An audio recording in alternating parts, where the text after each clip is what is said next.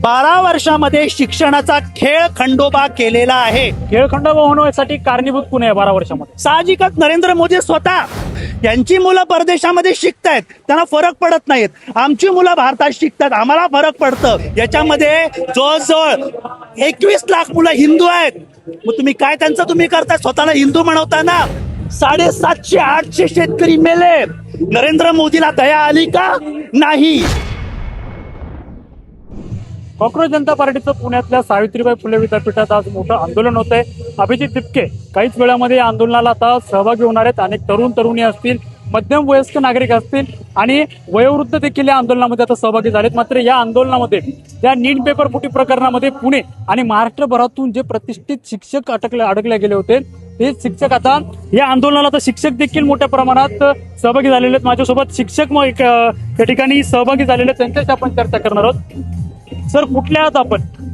मी मुंबईचा आहे, मुंबई चेंबूर, आणि मी पेशाने स्वतः शिक्षक आहे. अल्जेब्रा जॉमेट्री हा माझा विषय आहे. आता काय आज अभिजित तिपके आंदोलन करतात, यापूर्वी त्यांनी जंतर मंतरवर आंदोलन केलं. आता तुम्ही एक शिक्षक म्हणून काय अजेंडा घेऊन या आंदोलनामध्ये सहभागी झालाय? 12 वर्षामध्ये शिक्षणाचा खेळ खंडोबा केलेला आहे. हे विद्यार्थी फक्त परीक्षा देत आहेत, त्यांना नोकऱ्या मिळत नाही. शिक्षण व्यवस्था प्रत्येक ठिकाणी यांनी आपली माणसं बसवले आहेत. शिक्षणाचा धडे बदलले गेले आहेत, ज्याचा मुलांच्या रोजगाराशी काही संबंध नाही असे धडे घातलेले आहेत. शिवाय चान्सलर, व्हाईस चान्सलर अशी मंडळी, लबाड मंडळी बसवली, RSS ची मंडळी बसवले, ज्यांचा शिक्षणाची काही संबंध नाही आहे. तुम्ही आता म्हणालात की 12 वर्षामध्ये शिक्षणाचा खेळखंडोबा झालाय. खेळखंडोबा होण्यासाठी कारणीभूत कोण आहे 12 वर्षामध्ये? साहजिकच नरेंद्र मोदी स्वतः. अरे हा मोठा मूळचा जो खांब आहे तोच करप्ट आहे.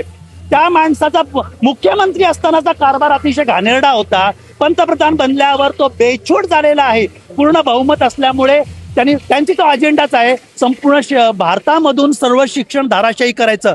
यांची मुलं परदेशामध्ये शिकतायत, त्यांना फरक पडत नाहीत. आमची मुलं भारतात शिकतात, आम्हाला फरक पडतं.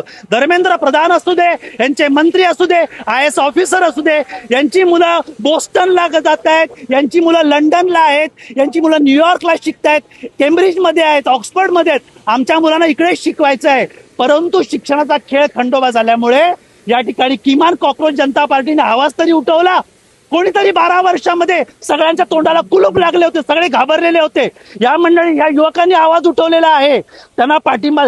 मी शिक्षक म्हणून मला जाणीव झाली की काहीतरी करेक्शन करायला, सुधारणा व्हायला आता सुरुवात होणार आहे, तेव्हा आपण जाऊन त्यांना मुलांना पाठिंबा दिला पाहिजे.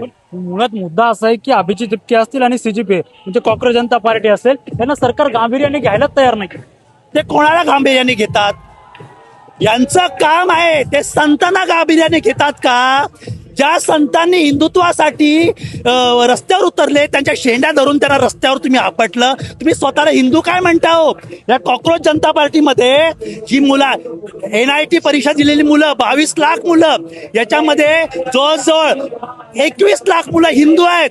मग तुम्ही काय त्यांचं तुम्ही करताय? स्वतःला हिंदू म्हणवताना काही करणार नाहीये. जी मंडळींनी हिंदूंचं नाही घेतलं, साधू संतांची नाही दखल घेतली, ती या विद्यार्थ्यांचं घेणार का? यांना संपूर्ण बेमुरवत आहे, बेछूट आहेत. तो ज्यांनी गंगा शुद्धीकरणामध्ये माणूस मेला, यांच्या मनात दया आली का? नाही आली. ही मुलं मेल्यावर दया येणार नाही. आपल्या 3 कृषी कानूनसाठी शेतकरी हरियाणा आणि पंजाबवरना दिल्लीला येऊ इच्छित होते.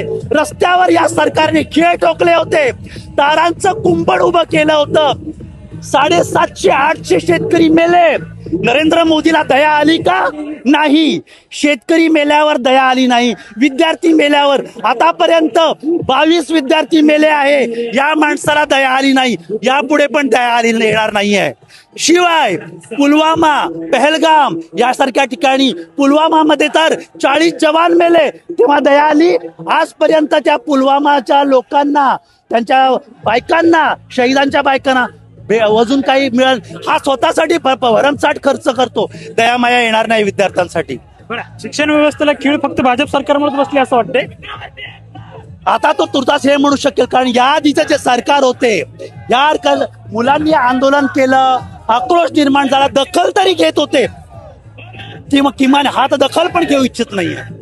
नक्कीच आपण जर बघितलं तर काही शिक्षक आपल्यासोबत होते, या ठिकाणी अनेक शिक्षक देखील आले आहेत. हे शिक्षक आता यांनी मागच्या 12 वर्षामध्ये मोदी सरकार म्हणजे भाजपच्या सरकारमध्ये शिक्षण व्यवस्थेला पूर्ण खीळ बसलेली या सरकारने शेतकऱ्यांचं आंदोलन दडपलं, तसंच हे आंदोलन देखील दडपू शकतात असा आता खरं तर एक अविश्वास भाजप सरकारवर व्यक्त केलेला पाहायला मिळतो.